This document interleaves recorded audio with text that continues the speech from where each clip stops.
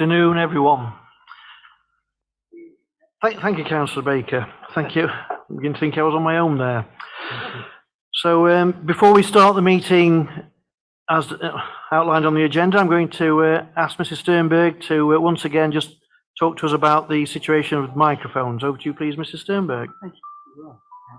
Thank you, Chair. Hopefully for the last time, this is the arrangements for the council meeting today with the microphones. We've engaged Tim Nightingale, a sound engineer, to set up the arrangements and supply the mics. To work well so that everyone can hear, the mics must be used properly. The streaming is also very dependent on the proper use of the mics. There are fixed mics for the front row and some others. Everyone else will be using a radio mic. If using the fixed mics, you will need to indicate to Tim that you wish to speak. If using a radio mic, you will need to indicate your desire to speak, and one of the governance team will provide a mic. In both cases, please speak directly into the mics. They are designed for the speaker to be very close and do not work if the speaker is at a distance from the mic or not speaking into it. The chair requests that you do not stand when speaking so that you can get as close to the mics as possible. Tim will switch off the mic when you have finished speaking. An extra one, please don't rustle your papers near someone who is speaking. The mic can pick this up as well. Votes will be taken by a roll call in order to obtain accurate figures for, against and abstaining. The way each member votes when a roll call is used will not be recorded in the minutes unless a recorded vote has been asked for. Thank you, Chair. Thank you. So item 1, apologies for absence. We have apologies already conveyed from councillors Antcliffe, Birkin, Durrant and Tate. Are there any other apologies? Councillor Barker. Yeah, Nicky Morley. Thank you. Councillor Dale. Clinic, Evans, Dayton, Reed and Rowe. Any others? Now, item 2, declarations of interest. Members are requested to declare the existence and nature of any disclosable pecuniary interest and or other interests not already on their register of interests in any item on the agenda and withdraw from the meeting at the appropriate time. Are there any declarations?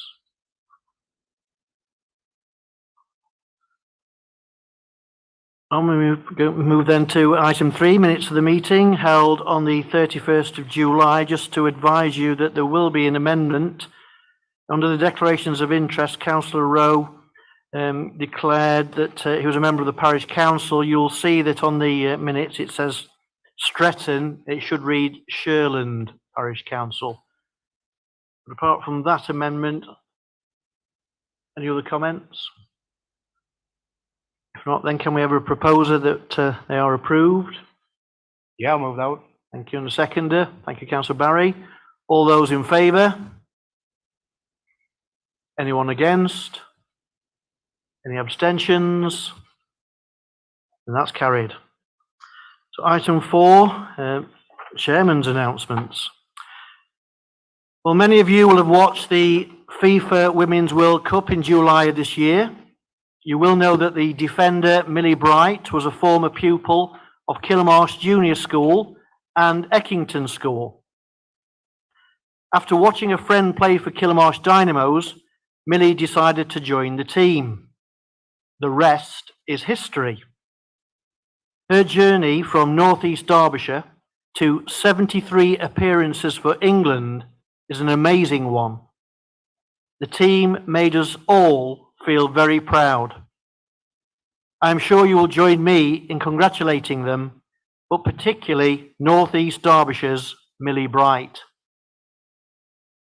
In August, Jean and I attended the Kalo Gala. It is wonderful to see the event resurrected after many years in abeyance. The attendance was tremendous and there was a real community atmosphere. Penny Cartledge and Sam Sherlock are to be congratulated on their hard work to facilitate the gala. It was worthwhile. We had the privilege of representing the authority at a civic ceremony at Chesterfield Borough Council to award the positions of honorary alderman and alderwoman on 3 former councillors. It is special to see members of local government recognising dedication to the community of their peers. One of the aldermen is now a North East Derbyshire resident. Thank you to those who supported the Dawn Rose boat pull along a stretch of canal, at Chesterfield Canal. And that includes my special thanks to Councillor Barker and Councillor Barry. The work of the Canal Trust is supported by our council. It was great to see firsthand all that the volunteers are achieving, even if I was harnessed with Councillor Elliott for some of the time. My thanks to Councillor Elliott for his usual camaraderie that afternoon. The Island Colliery Chesterfield Brass Band concert was a huge success. It is pleasing to know that the band is doing so well and representing our mining heritage in such a positive way.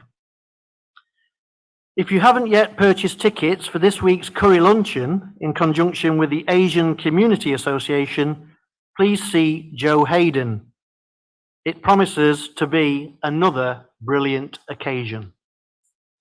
Thank you. Item 5 then, Leader of the Council's announcements. Over to you, please, Councillor Barker. Right. Am I on? Thank you, Chair. Yeah, that's great. I hope everybody had a enjoyable August or the recess. And since coming back, I've been quite busy. Like Martin just said, first thing I did was pull a barge along Chesterfield Canal. Thanks for that. That was an experience. I've had several photo opportunities. The first one being down Clay Lane and handing over the keys to 7 affordable homes to local people. I was also given a spade to break the soil on Whiteley's Avenue eventually. I couldn't find key for it, mind you. I couldn't start it. The spade, I don't know how you work them. That was a joke, that. It was very poor. But both of these are start to demonstrate our commitment to increase the number of affordable homes in the district. Both Councillor House and myself were invited to Charlie Park to the launch of the Charlie Active, and that's definitely coming on. The swimming pool's been dug, and I think last week it got filled up with the rain.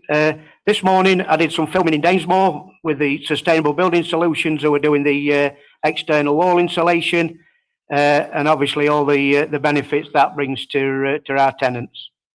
As you've seen, I did my last leaders briefing from Ashover Rock, which after a couple of technical issues helped to illustrate what a great part of the country that we live in. In that update, I mentioned the prosecution of someone for fly tipping in Holmesfield. I also mentioned the 2 closure orders in West Hanley and Ridgeway. And I'm fair to say, Lee, I think it was a very complex operation between the police and our officers. And I would like to put on record my thanks to all those involved. And I'm pleased you didn't ask me to get involved. With regards to the council plan, myself and other portfolio holders have been involved in the service planning phase. These are shaping up nicely and on track to be completed by October. We're also busy developing the people, asset management, housing and engagement strategies. And just to finish, given the recent announcement from some neighbouring authorities, I can reassure the council that while still having to make savings, this council is fiscally sound. However, we do still need to monitor what's happening elsewhere, as this may affect the delivery of some of the projects that we're involved in North East Derbyshire. So we're keeping an eye on it, Alec. So you run out of more money. That's it. Thank you. Thank you, Councillor Barker. So item 6 is public participation, but there have been no public questions. So we're going to move straight to item 7, to the appointments to committees. So we're going to ask the monitoring officer to explain the changes, please. Thank you, Chair. This report recommends changes to the membership of Planning Committee and Business Scrutiny Committee in accordance with the Labour Group's rules and in accordance with the proportionality rules. The particular changes are in the recommendations. Thank you, Chair. Are there any comments or questions? Not, then I'm going to ask for a proposer. Yeah, I'll move those. Thank you, and a seconder. Thank you, councillor Barry. All those in favour? Anyone against? Any abstentions? And that is carried. So item 8 then, the formation of a local plan review working group. So, you, councillor Pickering. Thank you, Chair. Yeah, this is to propose the establishment of a local plan review working group. You know, as I said at the last meeting, it's long overdue for this piece of work to take place. And I did say at the last meeting that we were going to start it in the autumn. Well, we're just about at the autumn now, so you know, we want to kickstart this and get it moving forward.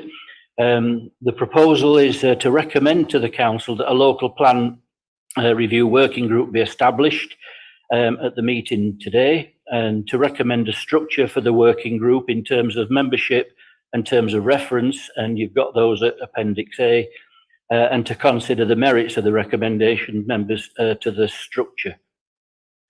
You've got the 3 recommendations there in front of you. To approve the establishment of the local plan review working group, consisting of the chairs and vice chairs of the scrutiny committees, the planning committee chair and vice chair, 1 Liberal Democrat group member and 1 member from the independent group. We will be, I'll be moving shortly appointments of those members, and that the review working group will be chaired by myself, or if I'm not available, the chair of the environment and place group. So you've got the paper there in front of you, Chair. If there are any questions before I move the recommendations. Well, if not, I'll move the recommendation. Just a minute. Sorry. We just need a second. You're going to move, councillor Pickering. Can I second and just defer me right to speak if I need Thank to? you. So we have got questions, so I'm going to hand over now to councillor Shipman. Yeah. I mean, I can vote for this. One thing I would say is, though, is to have it just for the chairs and vice chairs of each group seems a bit bizarre, because surely you want people who are interested in shaping the local plan and reviewing it properly, rather than people who are just appointed because of the position elsewhere in the council. So it might have been worth just considering, you know, maybe people from different committees, but that the groups themselves could have chosen them. I mean, we can choose ours, clearly, but Labour and Conservatives are not going to have that privilege. You're going to kind of be stuck with whoever the chairs and vice chairs are, even if they're not that interested in local plan. Thank you, councillor Cupit. Thank you, Chair. I find myself in the unenviable position of agreeing with councillor Shipman. I've got a... You can frame it afterwards. I've got a few comments along those lines. Whilst I'm grateful this hasn't taken a decade like last time, I am concerned firstly by the change from the previous steering group that we had to this, which is a working group. To me, it seems, reading the terms of reference, it seems quite a dilution of the group and the sort of powers that they have. And I fear that change to working group means there will be no public record, minute streaming of the meetings, though I hope there will be, and would urge sort of clarity and commitment on that from the administration. Because this is an issue that is important to many residents and most elected members. And so I hope these meetings are therefore accessible to them and to all elected members, which leads me on to the second sort of key concern that I have, which is the makeup of the group, as councillor Shipman's indicated. It's at best, I think, a random composition, and at worst, if I was being politically cynical, a conscious one to try to exclude some members. Whilst I can see the optics of presenting it as an inclusive working group incorporating scrutiny, I'm not sure how you can get to a conclusion that 2 Conservative members, when we have 18 on the council representing areas across the district, is appropriate when compared with other groups who have a lot less members still getting a seat on the working group.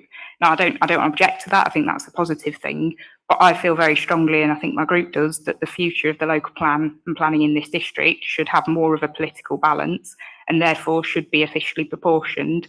and also that as a Conservative group, we should be allowed to choose which members sit on that group, have substitutes where we choose, etc. So I'm voting against this paper in its current form, and I'd sort of urge the administration to reconsidering it before moving and forcing it through today. Because as a final point, I'll again remind you, and I'm sure I'll do this often, of your commitment to openness, transparency and collaboration. And at the moment, with this paper, that rings a bit hollow to me. So thanks, Chair. Thank you. Councillor Welton. Thank you, Chair. I was disappointed in this. I think when we had the new administration, there was a commitment to be fair, inclusive and transparent. And I'd like to point out the areas in which I think this is disappointing and ask Councillor Barker, Councillor Pickering to reconsider the format that this is going to take place. First of all, is it inclusive? No. It's not inclusive because it's not politically balanced. If it was a committee rather than a working group, it would have to be politically balanced. It's not geographically balanced either. My own ward, Dronfield Woodhouse, Gosforth Valley, there's no representation, and yet we are in the forefront of the land that will be looked at to take out of Greenbelt. Is it transparent? No, it's not transparent. Will the meetings be public and recorded, or will they move straight into some form of confidentiality? Will the working group report to full council? No, this is a very important issue for all members. It reports to Cabinet.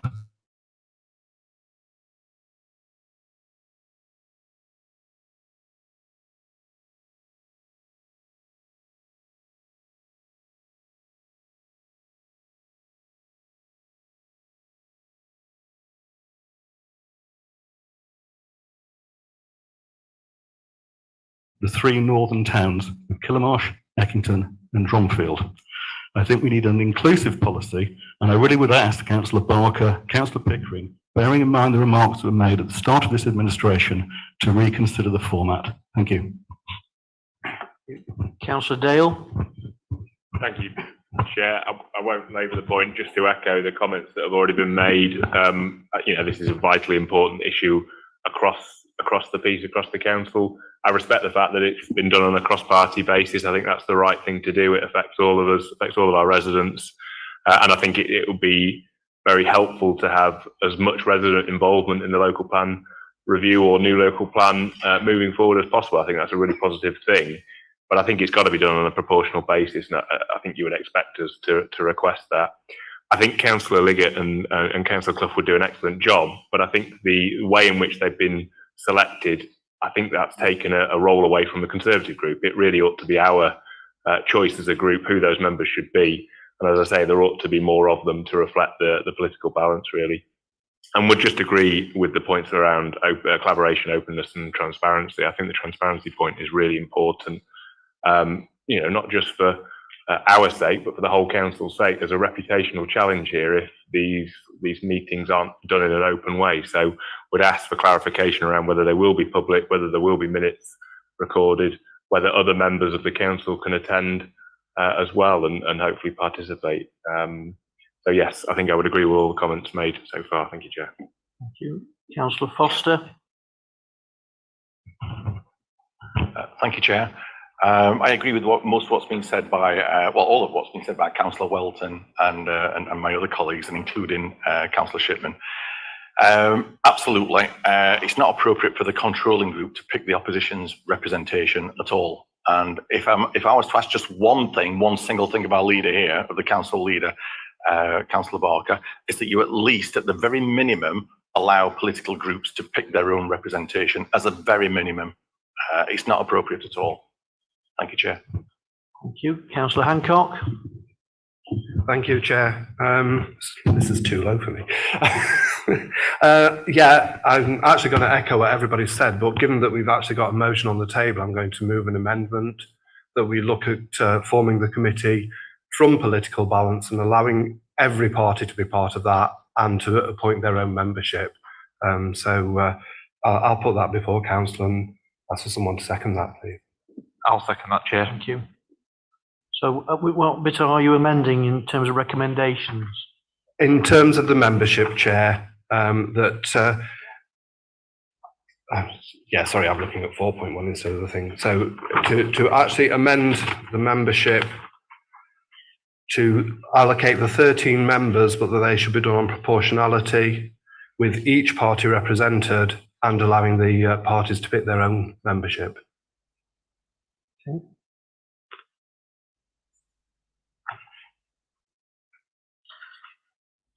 Okay, so we're now going to debate the suggested amendment. The amendment. So are there any comments or questions about the amendment? Councillor Dale and Councillor Fawcett. Thank you, Chair. Just to ask if I can make an amendment to the amendment. Just agree with everything that's been said, and whether we could just add on an additional recommendation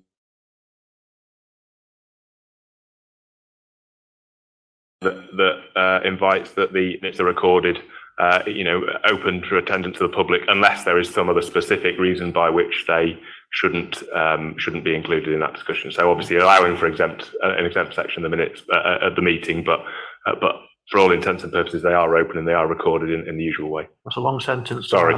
How do you translate that for me? I'm happy to accept that as a friendly Right, so that's been accepted as a friendly amendment to the amendment. So thank you, Councillor Dale. So we'll just paraphrase that about openness to the public. Yeah, Mr. Sternberg's got that. So we're adding, as well as proportionality and allowing groups to choose members, that we're also adding to that about openness to members of the public to be able to observe. Councillor Fawcett. Thank you, Chair. We've dived straight into amendments here quite quickly, and I think probably need to refer via the leadership and perhaps to governance, where and how it's come about that this plan and the terms of reference that it's come from, as to why this has been the output in terms of where the roles are being sourced from. So if we could have some advice before we consider those amendments from the leadership and governance, I think that would inform councillors a lot more clearly. I'm going to, well, there's a lot of pen pointing. So in terms of the actual, the governance element to it, I'm just going to ask for some advice from Mrs. Sternberg to see if there's anything that you could assist with, but then I'm going to turn to Councillor Barker to comment. Thank you, Chair. I can't comment on the selection of the model. That is obviously for the political leadership, but just to confirm what you're probably already aware of, as a working party, it's not subject to proportionality rules. It doesn't have to be streamed or open to the public. They can choose to have minutes. The working group can choose to have minutes, notes, whatever, of their meetings, which can be distributed. Thank you. That's helpful. Thank you. Councillor Barker. Yeah, thanks, yeah. I thought this were going to be straightforward. I thought out of the four options, we'd been as inclusive out of all the four. I mean, there were one options where the cabinet basically would have done it. We did take advice. I don't know if David wants to explain the background to some of these options. I don't want to put you on the spot, David, but I am. Well, you don't have permission of the chair to do that. Oh, sorry, Chair. So if you could continue, Councillor Barker, just explaining and answering the points that have been raised. Then, Yeah. Well, in that case, then I'm happy to not support the recommendations. As you say, through governance we can look at the minuting of the meetings and all that. But I think, and it lays out the benefits of this option in the paper. That it does have a broad range of members. All the political groups are involved. It's got a strong alignment with the scrutiny process, because obviously the chairs and vice chairs will be on that. Every scrutiny committee will be there, so we're all knowing what's coming off, what's coming out of that working group.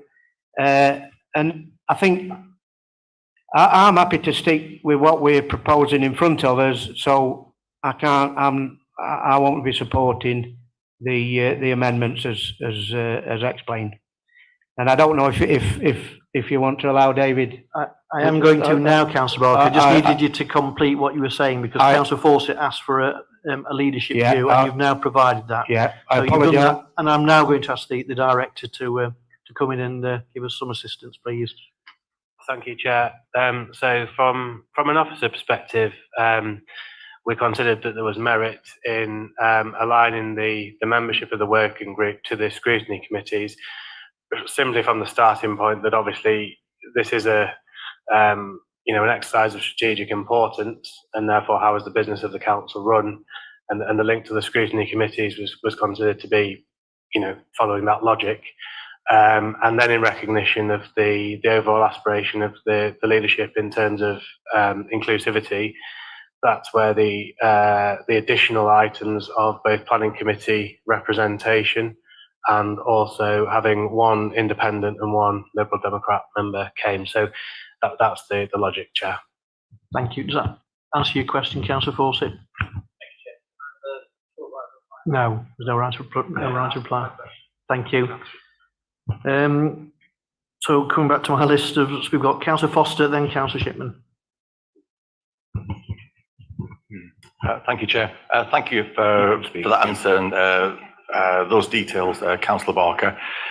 Could I ask, because I know you've spoken once, I've got that, but there's a fair few things in that amendment. Could I ask that either, if not yourself, but your deputy leader, if they're allowed to speak on this amendment, give us an idea on what would be acceptable? Because you've already intimated there that you'd be willing to have minutes rather than the notes. So the minutes, which I think is a massive step forward.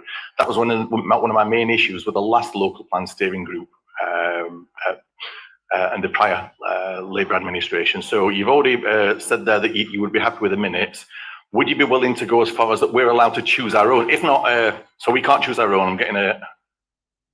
So in other words, you're dictating which ones you want. Okay. I think that's really poor when it comes to, if I'm honest, that's really poor when it comes to openness and collaboration, that you're choosing out of us which ones you want on your committee. That's as bad as you get.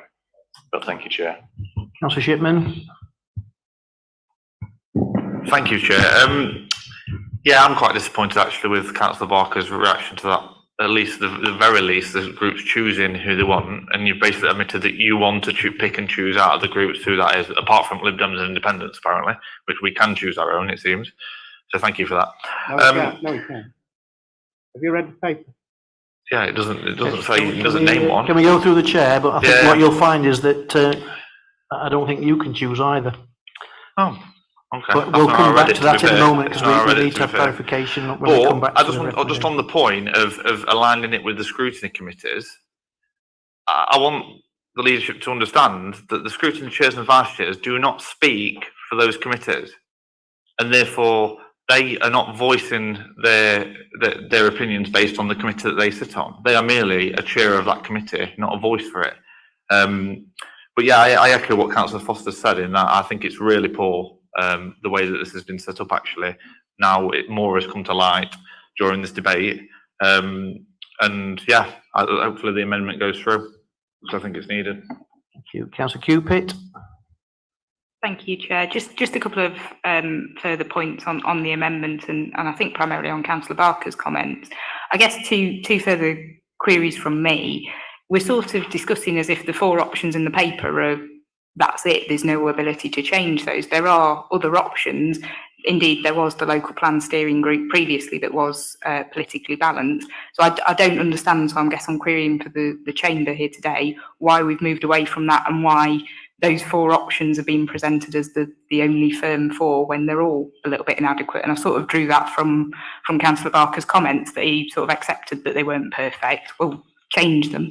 And then as a second point, in relation to the scrutiny chairs, I do take the point that you were trying to choose the widest sort of membership, but there's a concern with that for me, that it's sort of like the administration's marking its own homework, because you've got the sort of a few of the cabinet members, the relevant cabinet members and the scrutiny chairs, you've got a majority which is acceptable, but it sort of feels like you're marking your own homework, whereas a broader proportion of members chosen by each party would have been a more acceptable sort of form and more inclusive, I think. So just those two further comments from me. Thanks, Chair. Councillor Welton. Yes, just in favour of the amendments to move to a committee process for the reasons which I've outlined, others have as well. You're turning scrutiny into something that it's not. Scrutiny is there to scrutinise decisions or work that have been made within the council and other bodies of interest. And it's not there to be the new steering committee.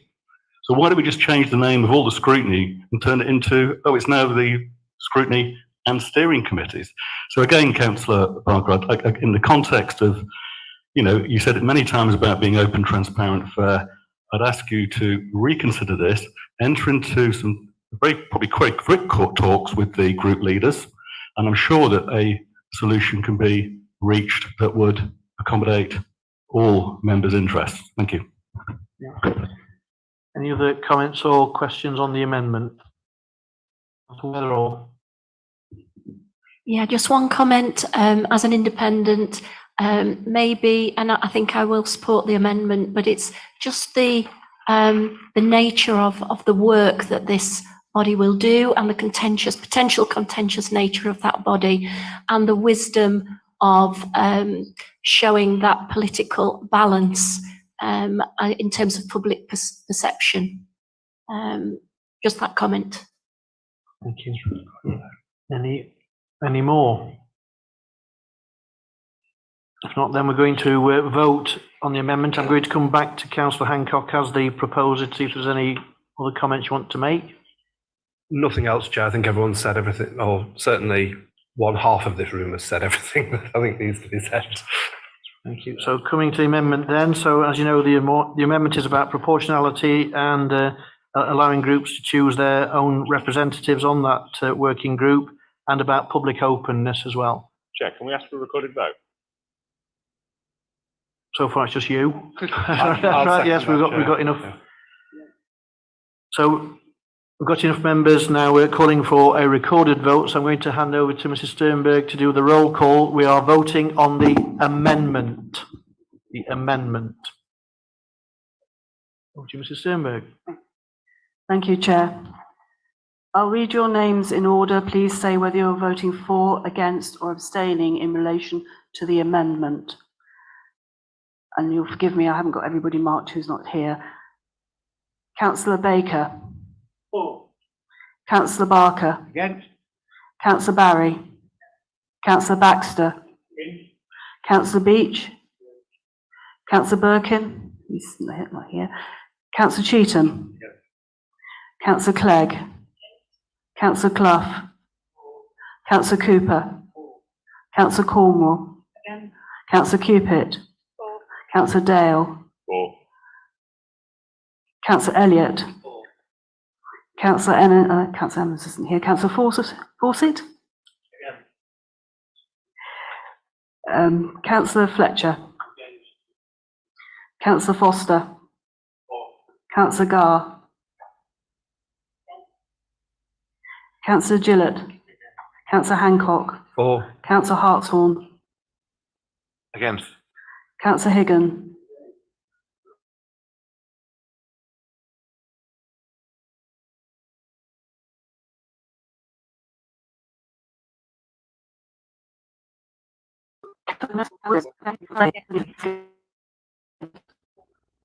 Councillor Jeff Morley. Councillor Peterson. Councillor Pickering. Against. Councillor Reid is not here. Councillor Reid. Councillor Rowe. Not here. Councillor Rouse. Councillor Shipman. For. Councillor Skinner. Councillor Caroline Smith. Councillor Christine Smith. Councillor Mick Smith. Against. Councillor Spooner. Councillor Stone. Councillor Tate. Not here. Councillor Thacker. For. Councillor Welton. Councillor Weatherall. For. Councillor Windley. For. Thank you.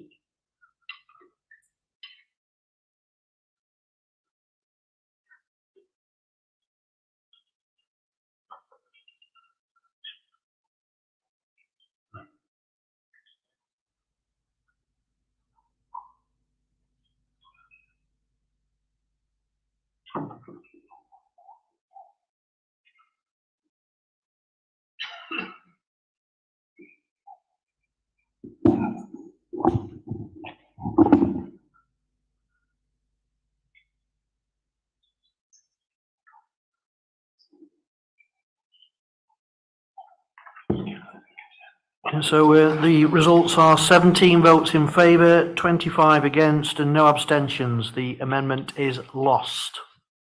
So we return now to the substantive discussion about the recommendations as written.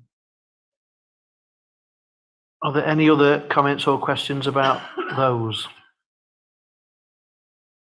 Councillor Barker, then you seconded it, but you wanted to. Just deferred me thing. You did. Yeah. Obviously, we're sticking with the proposal there. I think just to make it clear within that in the recommendation, Steve, the council appoints a Liberal Democrat and independent members to serve on that local plan review. So I'll second those things there. We have listened to what's been said, but we are sticking with that. We need to get on with this. It's something that, as we keep getting reminded about the length of the last one, that we need to have a review of this, and the sooner we make a start on that, the better. And the idea is it's not for the people on scrutiny to be the speakers for that scrutiny committee. It's there so you can feed back or whatever into that scrutiny committee and to your group what's happening on that working group, because I can see it's going to be tortuous, I think, isn't it? I can tell that we're going to be playing politics with this for the next 4 years, but it's got to be done. And I think we're all want to build the right houses in the right place, and that's we've all got an agenda on that, haven't we? Every one of us. And let's be honest with that, it's not an easy process, but we've got to do it. So let's be mature about that and try and get this through. Councillor Pickering, your right of reply. Thank you. Thank you, Chair. Yes, I mean, it's been a very interesting discussion. We talked about transparency and openness. In the last administration, I was on the local plan working group along with Councillor Barker, so I don't know if that's proportions or not. There were two of us, and I think in the whole of the 4 years, it met twice, I think. It might have only been once, but I think it met twice. And certainly not in the last 18 months when this piece of work could have been done. So I think what we're proposing and where I'm going to move in a minute is far superior to what we've had in the last administration, and hopefully we can be constructive and work together to produce something that will benefit the people of North East Derbyshire and not individual party politics. So with that, Chair, I'm going to move the recommendations as they are 1, 2 and 3, and under 2 I'm going to move to represent the independents, Councillor Cooper, and to represent the Liberal Democrats, Councillor Hancock. So, Councillor Barker, you've already seconded it. So we've had cart and horse situation, but we'll take that as proposed and seconded. Thank you, Chair. So, I'll second that, Chair. we need a third. We've got a third, right? That's it. We're now back to, as I say, substantive recommendations which you've heard outlined and the named individuals. So we're going to recorded vote. So back to you, Mrs. Sternberg. Thank you, Chair. As before, I read your name. Please tell me if you're voting for, against or abstaining. Councillor Baker. Against. Councillor Barker. For. Councillor Barry. Councillor Baxter. Councillor Beach. Councillor Cheetham. Councillor Clegg. Councillor Clough. Councillor Cooper. Councillor Cornwall. Councillor Cupit. Councillor Dale. Against. Councillor Elliott. Councillor Fawcett. Councillor Fletcher. Councillor Foster. Councillor Garr. Apologies. Councillor Gillett. Councillor Hancock. Against. Councillor Hartshorn. For. Councillor Higgin. Councillor Pam Jones. Councillor William Jones. Councillor Kerry. Councillor Carol Lacey. Councillor Tony Lacey. Councillor Liggett. Councillor Morley. Councillor Peterson. Councillor Pickering. 4. Councillor Rouse. Councillor Shipman. Against. Councillor Skinner. Councillor Caroline Smith. Councillor Christine Smith. Councillor Mick Smith. Councillor Spooner. Against. Councillor Stone. Councillor Thacker. Against. Councillor Welton. Councillor Weatherall. Councillor Windley.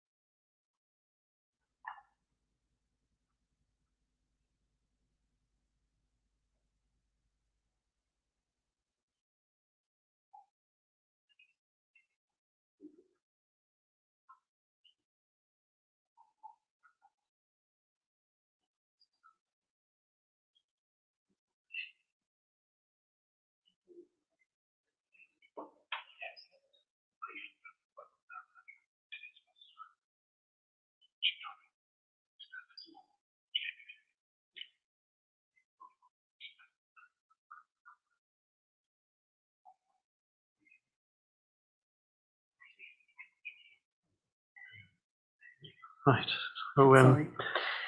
So the results are 24 votes in favour, 15 against, and 1 abstention. So that is carried. So now moving to item 9, questions from members asked under procedure rule number 9.2. So it's question A from Councillor Jones to Councillor Pickering. Councillor Jones. Will the portfolio holder confirm if the new administration will increase fines for fly tipping and littering to the new national maximum amount allowable as recently increased by government, and if so, when? Councillor Pickering. Thank you.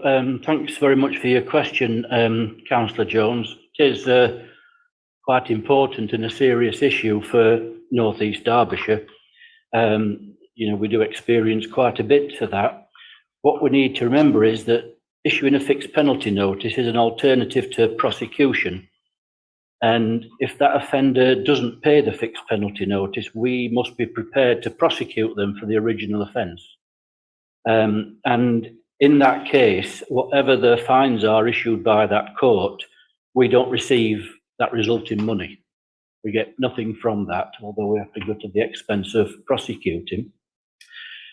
We know that when the last increases were made in 21-22, from £80 to 150, this is for littering, the actual payments of those dropped by 20%. We were getting 100% payments, they dropped down to 80%. So people were avoiding that new increase, which obviously then meant that we had to prosecute for that.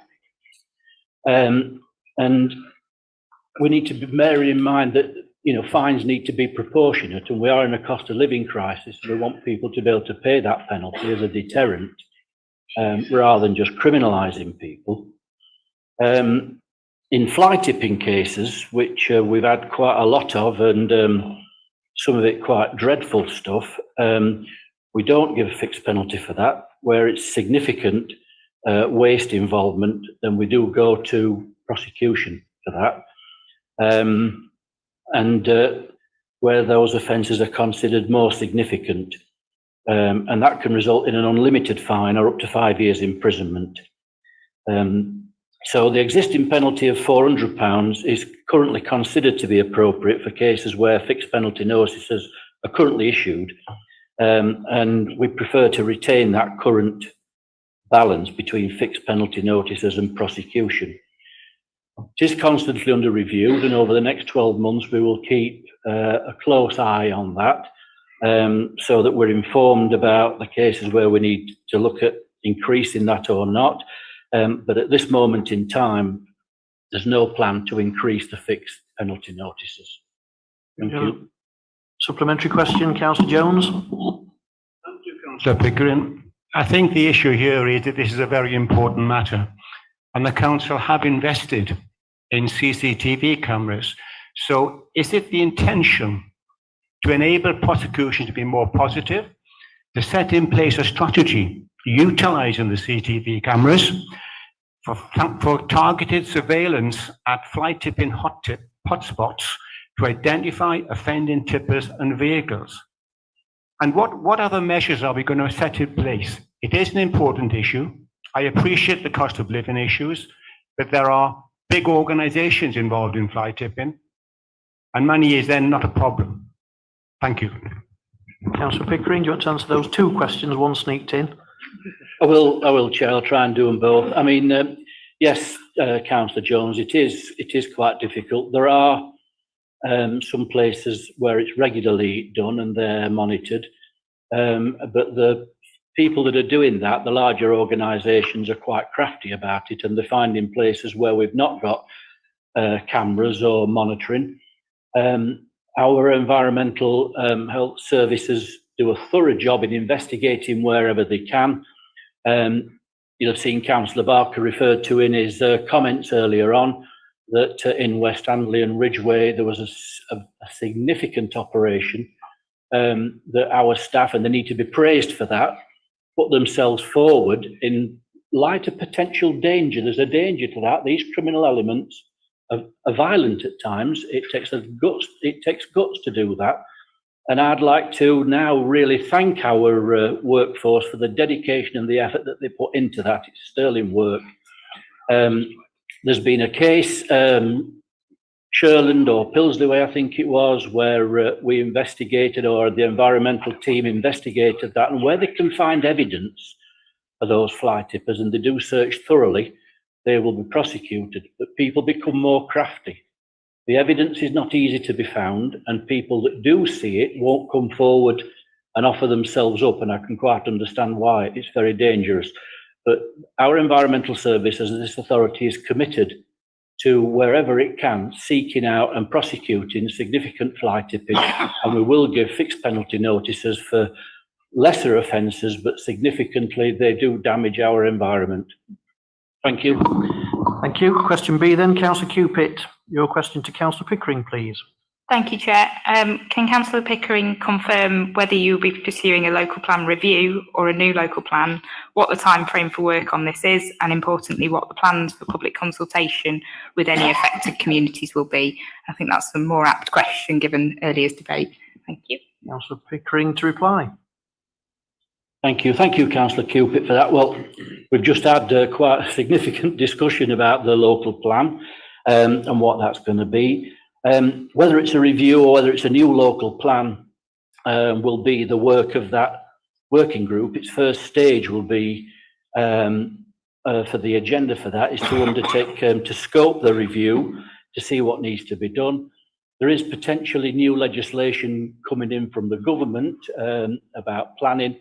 We'll have to take that into account. And officers have already been doing some review on the local plan to see whether it's up to date or not, to see where we go. And we'll also be using a planning advisory service toolkit to follow best practice, which will advise us or inform us about whether that's a review or a new local plan. The length of time that will take will depend on how the group works. You know, the option that we've gone for in terms of decision making wasn't the easiest. It's got 13 members on it, but I think that's the best the way to go, because we do get a view, no matter what people think, from all political aspects of this council. You all have group meetings, you can all discuss, you can put your points into it. So we do expect it to take probably longer than just cabinet sitting coming up with something, because we want it to be inclusive. And so it might take 4 years, it might be sooner. It depends how quick and how well that group can work together. And there is in there plans, obviously, for wider public consultation. Thank you. Councillor Cupid. Yeah, thank you, Chair. I note the use of Councillor Pickering said we, I think 4 times and inclusive twice, but it won't be we because I won't be on it as per the debate. So thank you very much for that, Councillor Pickering. But to lead to my question, I'd just ask for a yes or no answer in terms of, as an administration, are you aiming to do a local plan review or a new local plan given the comments and information you have so far? Thank you, Chair. Yes, we're hoping to do either the review or the plan. Thank you. So question C then, Councillor Dale to Councillor Kerry. Yeah, thank you, Chair. Will the portfolio holder please confirm the financial cost or provide an estimate, if not yet established, of each of the new spending commitments announced by the Leader of the Council in his acceptance speech on the 22nd of May? Thank you, Chair. Thank you. Councillor Kerry to reply. Thank you. As a council, we approved a budget for 23-24 in January this year. We inherited that budget in May and intend to work within that to deliver our services. To date, we have incurred no additional revenue expenditure, but intend to address commitments in the council plan in relation to community safety and sustainability during this budget cycle. These can be funded from within the existing budgets. Further, we haven't incurred any additional capital expenditure, but as you will recall from the last meeting of the council, we plan to progress with the regeneration scheme at Stonebroom, which will require future consideration by this council in due course. As part of the annual review of the budget, we will review delivery commitments in the council plan and the financial commitments required, if any. The budget review is currently underway and will be presented to the council for consideration and approval in January next year, following robust review by the Joint Scrutiny Committee. Supplementary question, Councillor Dale. Thank you, Chair. One of the aspects that was missed out with the response was in relation to this council chamber. It's already been alluded to that there might be some changes afoot, and Councillor Barker also alluded to making it more professional. I just wondered if you could confirm how much will be spent on the council chamber and whether you think that's a sensible decision given the financial climate at the moment and what residents will think about councillors investing in their own council chamber. Councillor Kerry. That's all been ordered and taken into account. You know, I hear the pot calling the kettle black, or the other way around. We wonder what's going to happen in Claycross if the county can't fulfil their commitments to that scheme as well.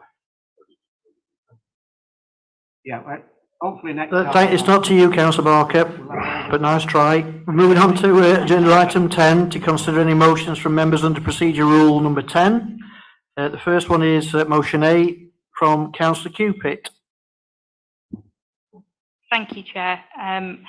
I'll reserve most of the right to speak, but just as a few sort of intro comments. I brought this forward for 2 reasons, this motion, hopefully quite self-explanatory. Firstly, I was pretty disappointed by the answer to the question my colleague Councillor Liggett raised on this issue last meeting, and most importantly, because it's something residents keep raising with me.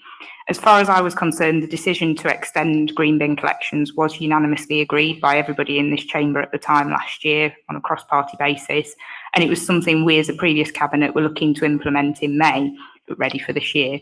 So the case added up for it in terms of weights of materials and demand for the service, albeit on a slightly reduced monthly winter cycle. And it also makes sense in terms of keeping people in the habit in relation to recycling and garden waste. Therefore, residents, members, and even many of the refuse collectors themselves support this. So I hope council can support it too. Thanks, Chair. Thank you. And Councillor Dale to second.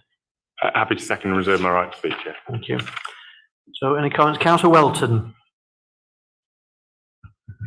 Thank you, Chair. Again, I was very disappointed by this reversal of policy. Two reasons. First of all, it was something that I think was in two groups, political manifestos. It was in the Conservative Group manifesto. I believe it was in the Liberal Democrat manifesto as well. It reflects residents' concerns. Council's at the heart are about a bundle of services, and this was a very good way of a small incremental improvement in a basic service, and wasn't taken. So again, I go back to the original remarks made by Councillor Barker about being inclusive and open.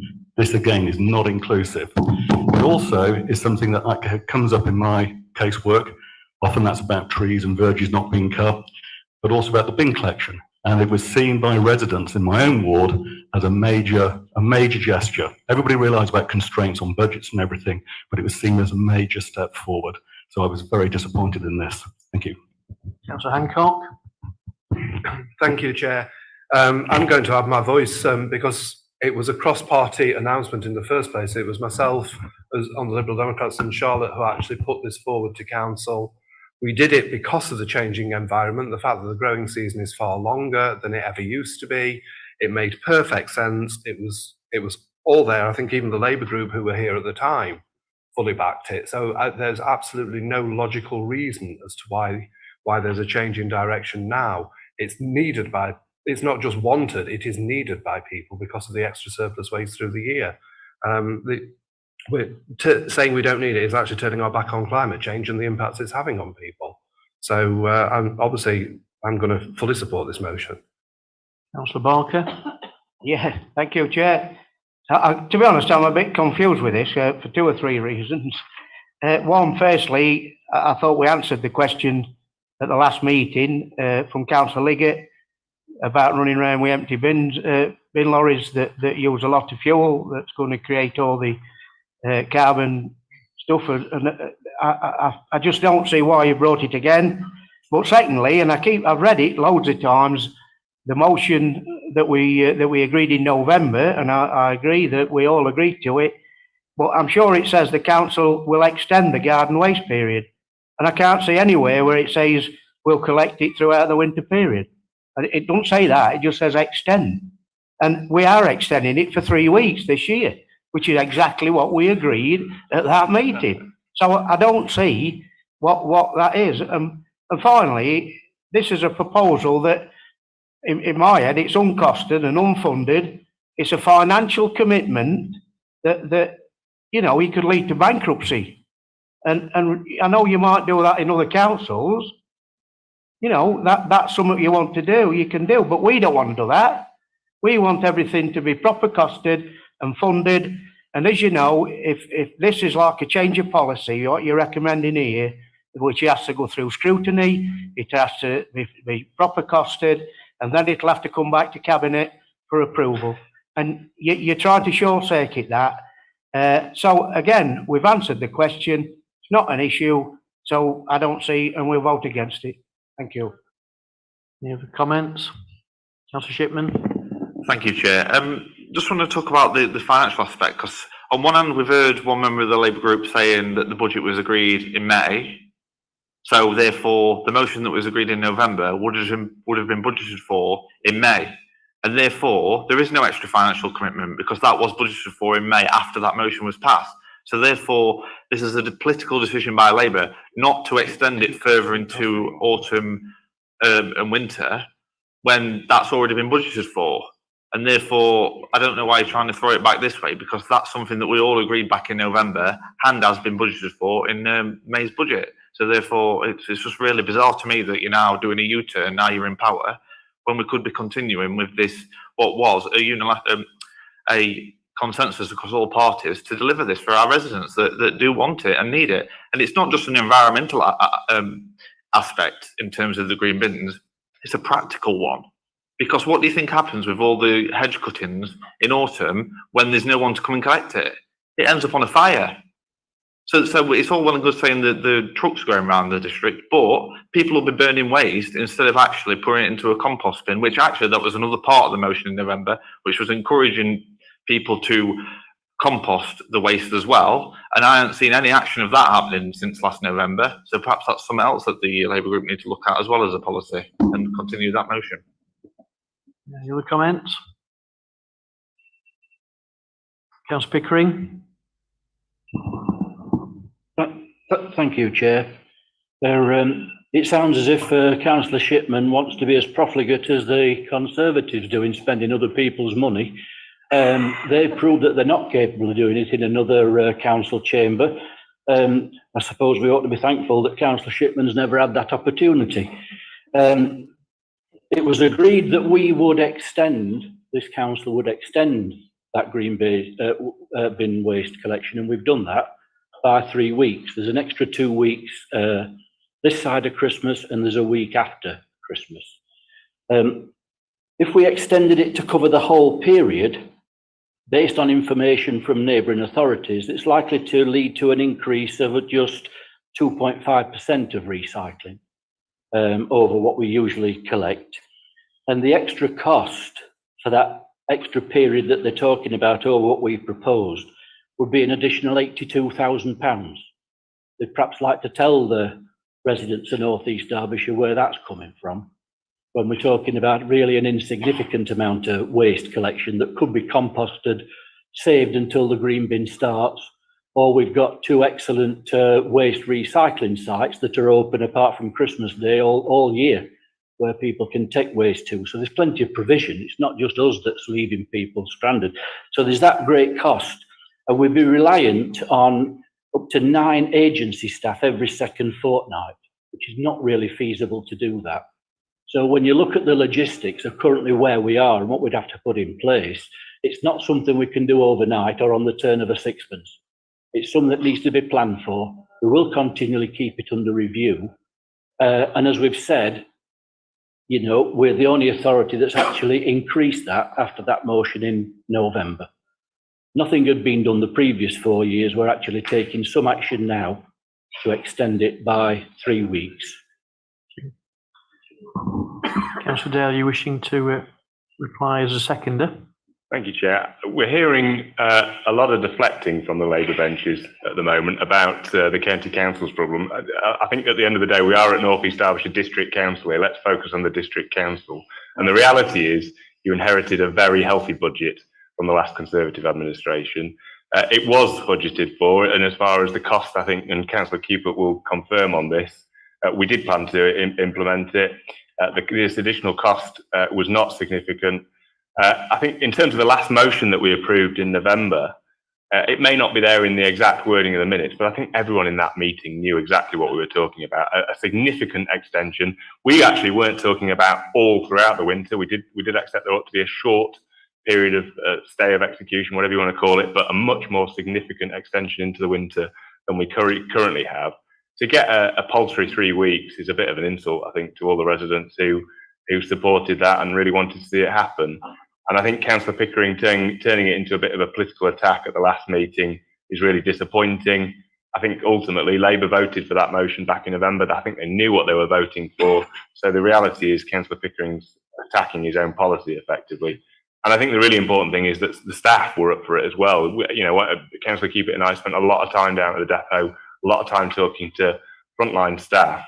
And a lot of them said that during the winter months, particularly the black bin collections, they felt that, you know, that time away from green bins was a bit of a wasted opportunity. They were really up for it. So I just think it's really disappointing that we're not progressing with this. It would have made sense. It would have had strong public support. It would have improved recycling rates. I don't think the cost would have been anywhere near as significant as has been claimed. And yeah, I'm so disappointed, really, Chair. Thank you. So to respond, Councillor Cupert. Thank you, Chair. Just a couple of points, Chair, in terms of the debate. I share Councillor Dale's disappointment.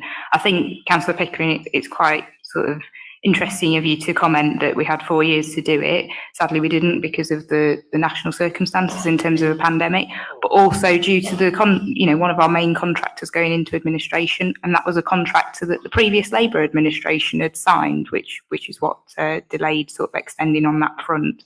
I'm really concerned by the scaremongering on the budget and on Clay Cross that Councillor Barker's just mentioned.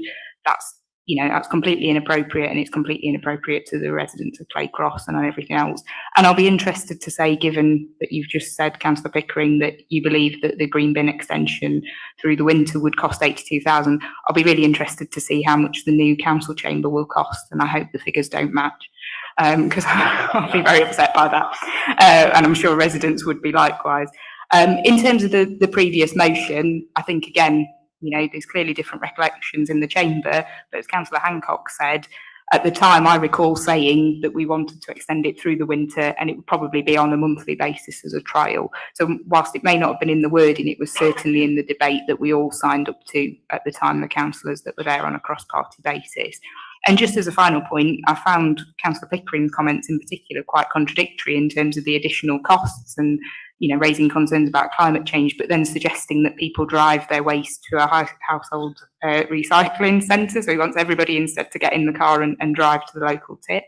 And then also saying that you'd have to put on extra agency staff. So I presume, does that mean we're not having agency staff during the year or now or anything else? Again, very contradictory in terms of it. So I would appreciate, it sounds like you're not going to support this motion, so it may fall. But if it does, I would ask you to go and review and think very carefully on introducing this proposal to residents that we all signed up to. Thank you, Chair.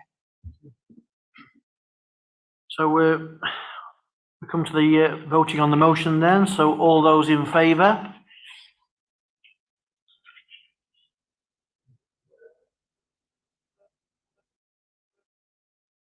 All those against?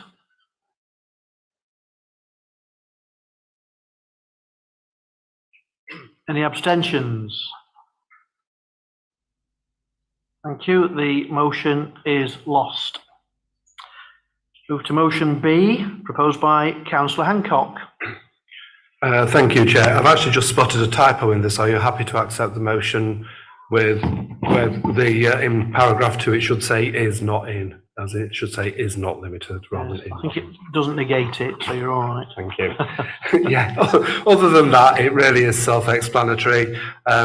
It is a case, people are suffering, and they're suffering because of the, as we've said previously on other parts of the debates, people are suffering from a cost of living crisis.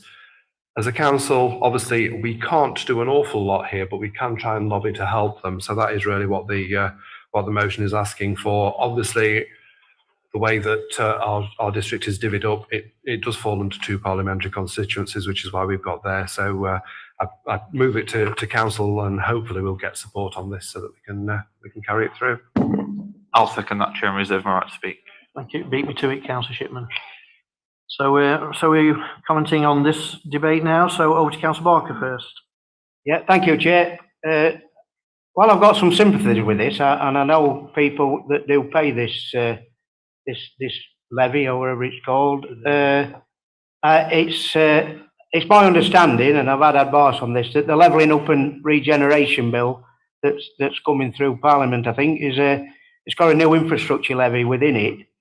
But this will be a charge that will be compulsory, set locally, and based on the development value.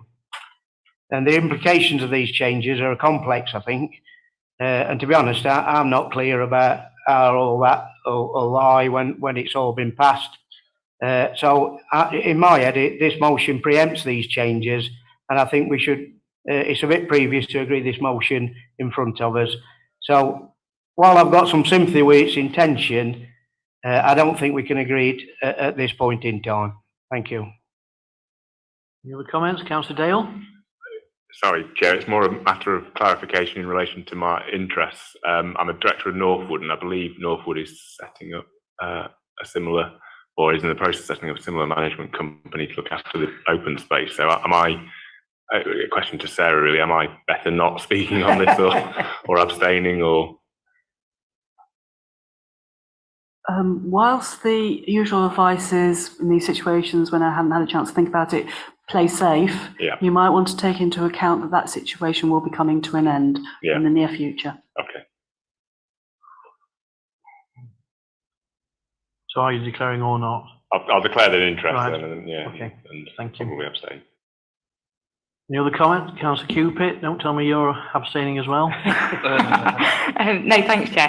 I just sort of playing on what Councillor Barker said. My thoughts on this motion and our groups were very similar in terms of there are national changes coming through, recognising that there are issues, and I agree. I've had similar issues in my ward and division with Section 106s and with management fees.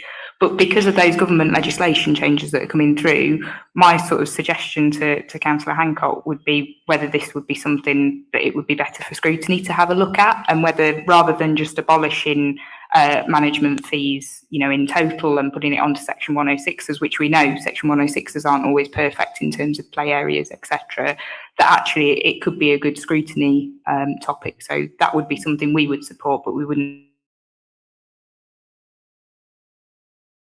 Not sure it fully sort of looks at all the issues. Thanks, Chair.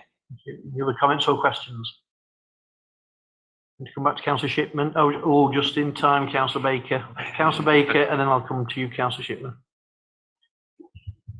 Thank you, Chair. Yes, we discussed this quite a lot at our group.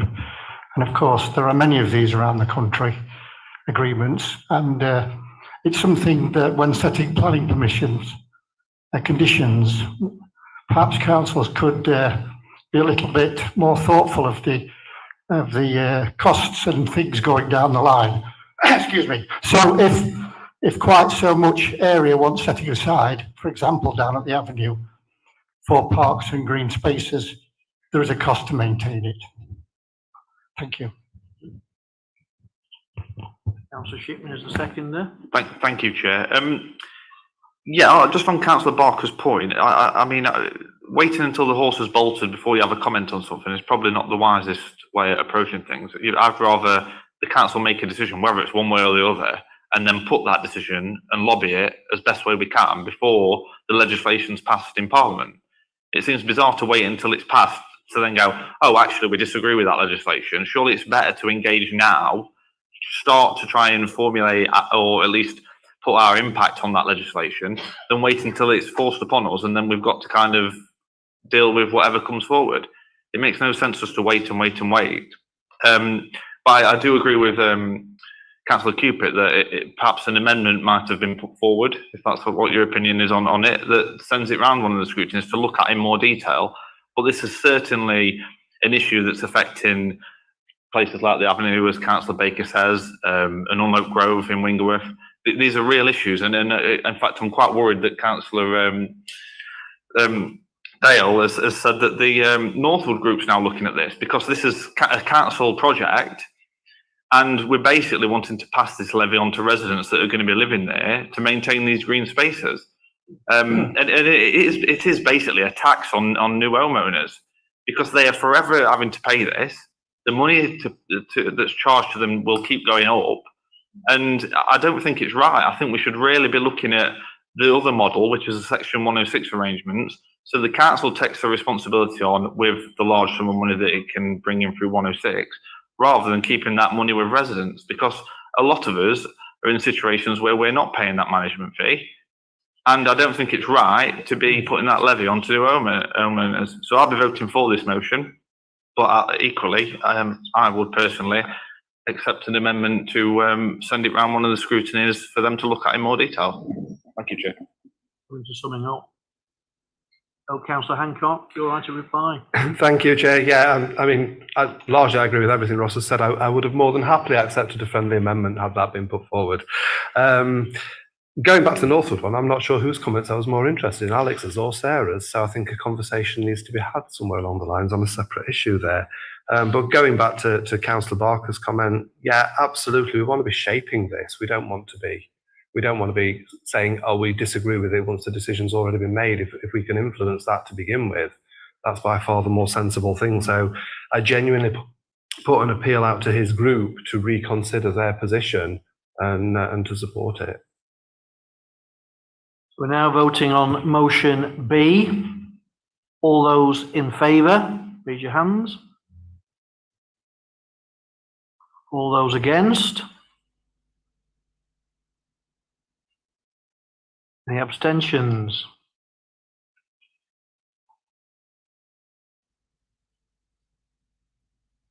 The motion is lost. So motion C then. Councillor Shipman, over to you. Thank you, Chair. As somebody that seems to have been involved in a lot of these issues that have cropped up with illegal encampments in the district, I see the managing director smirking because he knows I've had many conversations with him about this issue. it appears to me that things are getting worse for this district in terms of illegal encampments. Every week I seem to see something in Derbyshire Times about one in Derbyshire as a whole, but more frequently there's a lot that end up in North East Derbyshire. The issue that I'm seeing from speaking to serving officers, serving sergeants, different partners and organisations that are having to deal with these is that the police, I'm going to say reluctant, but are refusing to do what they have the powers to do. And that is just a fact. And we've got the Illegal Encampments Task Force, which I've always called a talking shop, because it's the activities that it's supposed to do, it just doesn't have the teeth to do. All it becomes is meets with the landowner says, I've done A, B, C, D, E, the council, the police, other partners go, that's great, thank you very much, we'll put a press release out, pat ourselves on the back of how much work we've all done together to achieve an outcome. And I know firsthand from the last one that was at the Avenue, Washlands, my phone was blowing up. They arrived, people at the illegal encampment arrived about 7 or 8 o'clock. My phone was blowing up by 8:10. I was on the phone to the landowner to say, here we go again. They had issued the legal papers or started the legal process that night. A day later, this illegal encampment task force had met and put a press release out saying, oh yeah, we've agreed all this stuff with the landowner. And I knew that the work had already been put in 12 hours before. So nothing has been achieved at that illegal encampment task force. And that's why it basically is a talking shop, because it achieves nothing. And I think that we need to engage with the police, because this is a policy situation at the top level of the police. This is not the officers. They're doing a great job and just working within the framework that they've got. But I think we need to engage with the police and find out why they're not using their existing Section 61 powers and try and get them to do more. Because without that, we're just leaving it to the landowners to pick up the pieces and deal with these situations. So I propose this motion, Chair, and hopefully everyone can support it. Thank you. Second for that, Councillor Hancock. And I'll reserve my right to speak, Chair. So we're now on this debate. So Councillor Barker. Yeah, thank you, Chair. To be honest, Ross, I'm not ever so sure where you're coming with this, because my experience, like 2 months ago, some travellers turned up on a Wednesday at North Wingfield. They were meeting on Thursday, and they'd moved on by Friday. And I don't think they could have done more than that. And I think it's a matter of policy, really, that as a council, we don't attack or criticise the operations of other statutory bodies. It's not our role to do that. We might not agree with everything the police do, but they've got their own functions and their own way of working, and I think we should keep her to that. And on a matter, I think, of correctness, I don't believe anyone can prevent an illegal encampment. All we can do is deal with them when they present themselves. I know for a fact at Wingfield they cropped a bolt, a proper big lock, and there's no way we could have stopped that. And credit to previous administration. I think this task force that's been set up with the PCC and everybody else, I think it's brilliant, because without that, it were a week before we'd actually done anything. So I think fair play. I think it's working really well, and so I won't be supporting this motion. Thank you. Thank you, Councillor Dale. Yeah, thank you, Chair. I think the motion is a bit of an attempt to simplify what I understand to be quite a complex area, probably for political gain to a degree. I think just on the Section 60 and Section 61, I don't profess to understand this at all, and I'm not particularly close to it. But my understanding is that they are quite specific in terms of how they can be used. Yeah. I think having seen from the task force from a distance, again, would say I wasn't as closely involved as other members were. My view was that it was effective. I think we had really positive feedback from partners. It was all about a partnership approach, bringing the right people together in a room, getting the process explained. Because quite often, travellers will turn up at a site and the landowner doesn't know where to turn. They don't have a clue what they're doing. And I think having that information readily available, the partners there to support, the police there to be able to monitor things like antisocial behaviour or undesirable behaviour, all those sorts of things, and also, on the other side, resident tension, all of those kind of things. I think it's important just to bring partners together I think it has seen a reduction in terms of the length of illegal encampments. If I'm honest, I think before it was set up, we were seeing them lasting longer. They do seem to move on. We can't stop them, as Councillor Parker said, but they do seem to move on a lot quicker. And I don't think we're seeing as many revisits as well. It's improved communication. I think, as I say, it's made the processes better.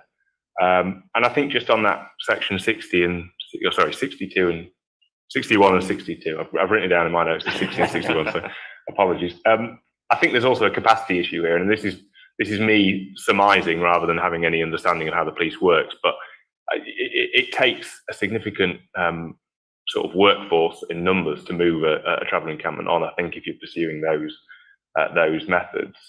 And I think we have to just ask ourselves, do we want the police to be focusing on chasing travellers round from one site to another and constantly moving them on, or do we want them focusing on dealing with really serious criminal issues, antisocial behaviour, all these other things? So I think there's a bit of a where do you draw the line aspect to this. But just grateful to the new administration that they are continuing to participate in these, because I think that they're a good innovation. I know that the other council that I think they've been trialled in feels much the same way, so hopefully they can be spread out across the county. So we won't be supporting the motion either. Councillor Adlington Stringer. Thank you, Chair. I won't be voting for this motion for a number of reasons. Not because I don't support landowners or feel that we have a right and a responsibility to protect them, but I feel that the overall strategy taken towards the travelling community is wrong, and some of the language used in this motion I don't think is particularly helpful. We refer to them as illegal encampments. They're a valid community within our country, and pushing them from one place to the next isn't solving anything. We need a better strategy, not just in North East Derbyshire, but nationwide, in providing safe spaces for these communities to exist. We're just securitising, privatising every piece of land in the entire country, and it's giving people nowhere to go. So I won't be voting for this motion. I think we need a different approach, different set of tactics. And again, I'd just like to highlight the use of language around this and recognising these are a distinct community that we should be supporting. Thank you. Councillor Barry. Thank you, Chair. Am I on? Is it working? All right. I think for me, going back to the experience we've had just recently at North Wingfield, I have to say the task force were absolutely superb. Both myself and Councillor Mick Smith were both involved in that project, and the way that the police, the staff, be it at Derbyshire County Council, be it at North East District, worked together well, and they consulted and spoke to the travellers, and it came to a quick end. And I think we've got to remember that travellers do have rights along with the rest of us. So I think going through this task force and having that liaison and including the people that we're trying to move on will do nothing but better relationships between ourselves and travellers. So that's just the comment I need to make. Oh, they left it nice and clean as well, by the way. Councillor Foster. Thank you, Chair. I'd just like to speak on the legislation here, the section 61, section 62. I don't know how many people have actually read this legislation. It looks in the motion that these powers have been given, and it almost implies that they've just been given. They're not. Section 61, 62, if you read them, they're easy to Google. Part of the Criminal Justice Public Order Act, 1994. So we've had them a long time. Power to remove trespassers, and they're much more complicated, as Councillor Dales intimated earlier. When you read them, you can see that you have to use threatening, abusive words of behaviour or damage, and 6 or more vehicles to be involved. So it is more complicated, and they are powers that aren't always to be used, and they're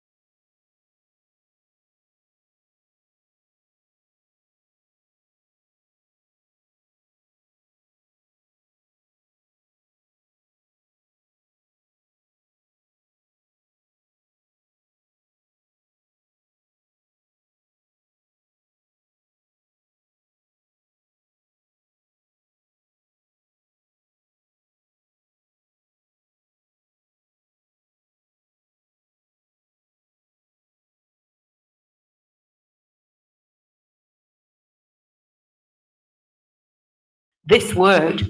I don't understand what you're trying to do here. You're showboating again, aren't you? Any other comments or questions? Councillor Cupid. Just briefly, Chair, I think, I think I'm probably the member who's attended the most of these as relevant portfolio holder since they were set up previously.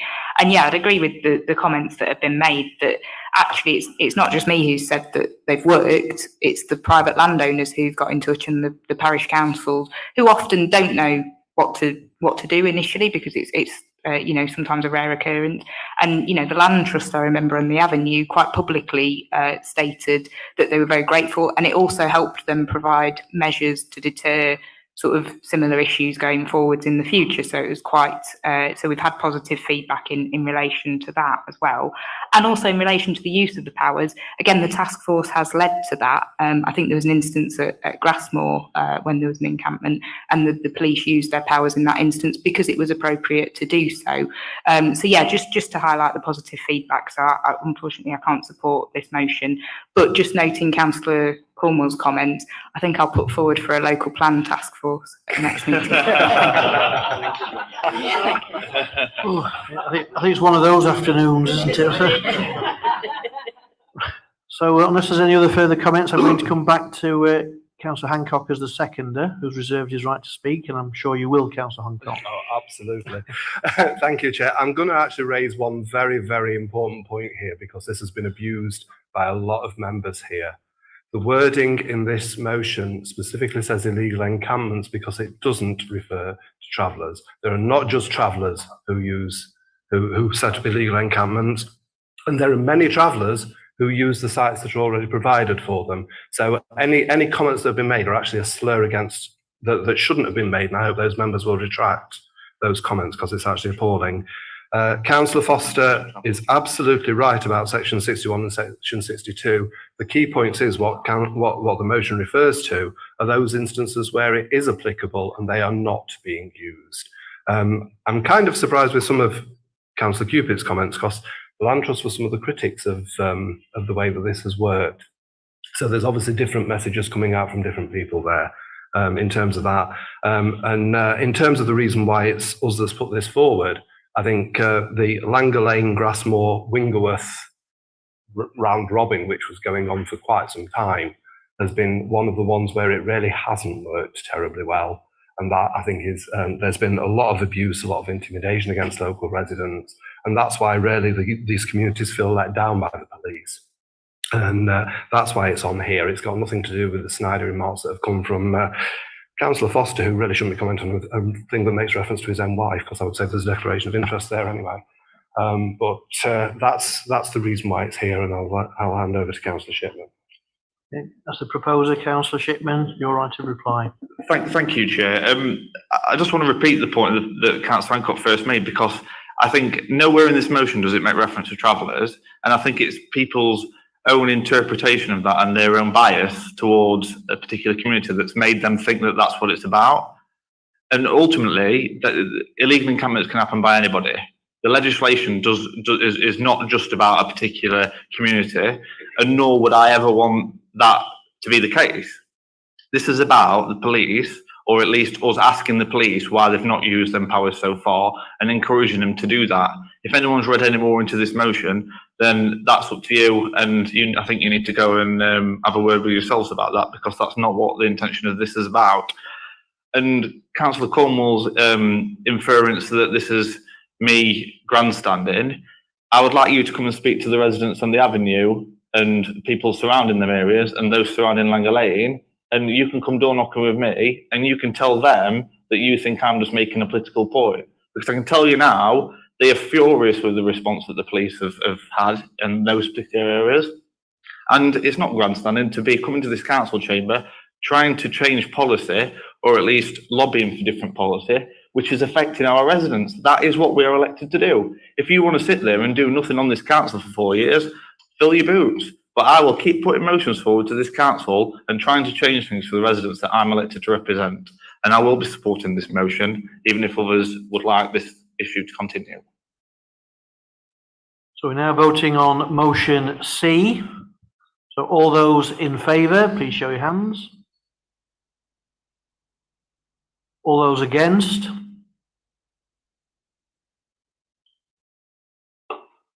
Any abstentions? 2 abstentions. The motion is lost. So motion D, will you please, Councillor Windley? Thank you, Chair. Right, we've established we've got a working group for the local plan. And I would ask that during this reflection time of this local plan and meetings, to remember that we do need homes for our younger generations, the right types of houses in the right places. And we can't keep building on the side of existing towns and villages that can't possibly have enough infrastructure to sustain the developments. So I'm just asking that this can be really thought out before things are actually agreed and set into motion. Thank you. Do we have a seconder? I'll second that, Chair. Thank you. Councillor Barker? Yes, thanks. I think we've martyred done this to death, haven't we, today? I think we've talked about this motion, but just to make it clear, and I think Steve Martin said this, the first thing this working group will do is consider the scope of the local plan and what it reviews and the range of evidence associated with it. The allocation of any additional land for development will therefore be an evidence-led process and cannot be prejudged at this stage. So it is a work of this working group that we will look at what it needs to do. So we're not supporting that. Any other comments or questions? Councillor Dale? Thank you, Chair. I don't know what to feel about this motion. I'm a bit conflicted, to be honest. I agree with point 1, begin the process of developing a local plan or local plan review, and begin that consultation with local residents as early as possible. And I think that consultation point is really important because it's not just consultation that we want. We want proper engagement with local residents so they feel fully part of the process throughout. I think, putting all the politics aside, the issues with the last local plan were that, it took a long time to develop, and then there were a set of proposals that were put out to consultation. I think we need to work with residents, evidence-led, as you say, but work with residents around how they want to shape their communities in a proper, meaningful way, allow them to be part of the process. Really not just consult, but really engage with residents as part of that process. So, broadly agree with that point. The second point, I don't really agree with. I think, previously when we've looked at redeveloping council-owned land and creating more affordable housing, there is an argument around developing some open market sale properties to make the whole approach more viable, to make it more affordable. If you build out properties for sale, you can build, in theory, more affordable housing units over a period of time. I also think that it makes for better communities. I think blind tenure is important. I think pepper potting social housing around a housing estate is far better than having whole areas of solely social housing. I think it also depends how really we're talking about social and affordable housing, whether we're including within that the sort of new definition of starter homes, which are reduced price open market sale properties effectively. A bit conflicted on that point. And I think we do have a duty to promote home ownership as well. Obviously, we need affordable housing, we need social housing, but we need home ownership as well. On the final point, not necessarily opposed in principle to a new settlement, but I know that we've had disagreements before with the Lib Dems around where that would be located. And I think the Lib Dems' previous stated policy it would be on the north or west of the district. And to my knowledge, the north and the west of the district is either covered by Greenbelt or Peak Park, where we don't have any planning authority anyway. So it's effectively on the Greenbelt, which I couldn't support. So not necessarily a disagreement in principle, but certainly can't agree with the stated policy of the Lib Dems. So tricky one, this motion for me. Thank you, Chair. Thank you, Councillor Weatherall. Thank you, Chair. Yeah, my point was similar to Councillor Dale's on Resolution 2. I was seeking a clarification actually. Are you saying only develop on council-owned land, social and affordable housing projects? What I think I would prefer to see is a mixed economy approach rather than, every social affordable housing unit being in the same sort of area. So I was seeking some clarification on that, whether that was the intention. I'm sure you can clarify in the summing up. Are there any other comments or questions? Councillor Cupit? Thank you, Chair. I echo what Councillor Dales said in terms of my views on this motion, but just to sort of add, and the reason why I don't feel that I can support it is it's in relation to the resolution and for it to go to the relevant scrutiny committees and cabinet. And I appreciate that's probably been done because of the constitution changes, but it comes back to the point, and I won't rehearse it again, about involving members and the public. So that's one of the reasons why I feel I can't support it, as well as everything Councillor Dales said. Thank you, Chair. Any other comments? Councillor Shipman, then as seconder, you reserve your right to reply, so over to you. Yes, thanks. Just on the social and affordable housing point, like Councillor Dale kind of contradicted himself with, the social housing would be council-owned properties. Affordable housing would be out on the open market at a reduced rate. So especially in particular places like your ward, I'm sure affordable housing would be absolutely welcome, because house prices in that area are quite high. And I would expect a lot of people in their wards are having similar sort of issues, that house prices are skyrocketing.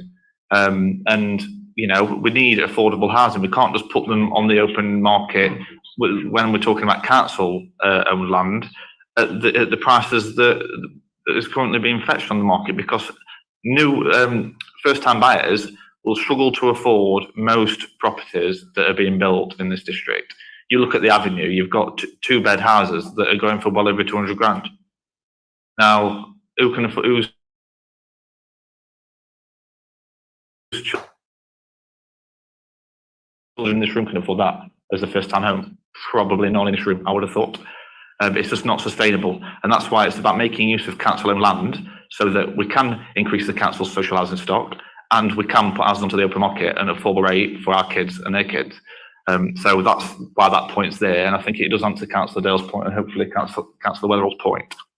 But on the wider point of the local plan, we need to get that process started now. And I take the point that Councillor Barker said about the working group trying to figure out what its scope is once it meets.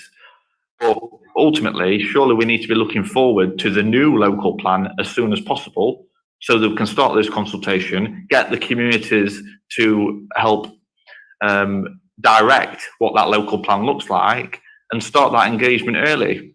My understanding from what this paper we had earlier was establishment of a local plan review of the existing local plan. Well, that's not what's on the table here. This is about looking at starting the new local plan, get that consultation in early, and start planning ahead, rather than us rushing around at the 11th hour, pulling bits of greenbelt on the side of Killarmarsh out of the greenbelt itself and building there, or doing the same in Dronfield, or doing the same in Ashover, doing the same in North Wingfield. We need to be looking now at where those houses are going to be built, because it's all, well, we're going to have to build these houses at some point.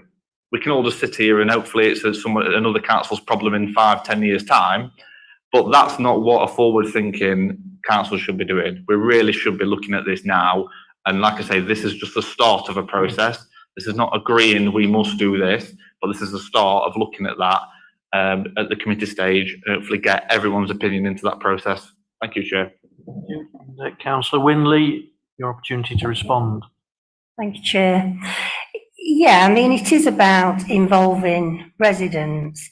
I mean, time and again, we've had residents who've got children, grown up, wanting to live not that far away from their existing family, and there's nowhere for them to go.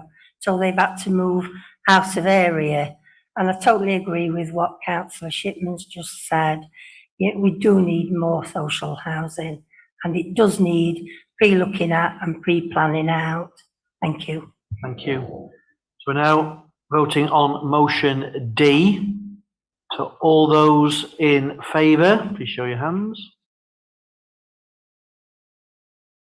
All those against?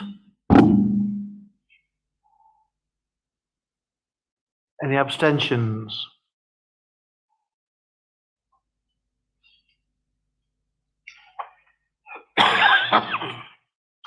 So the motion is lost.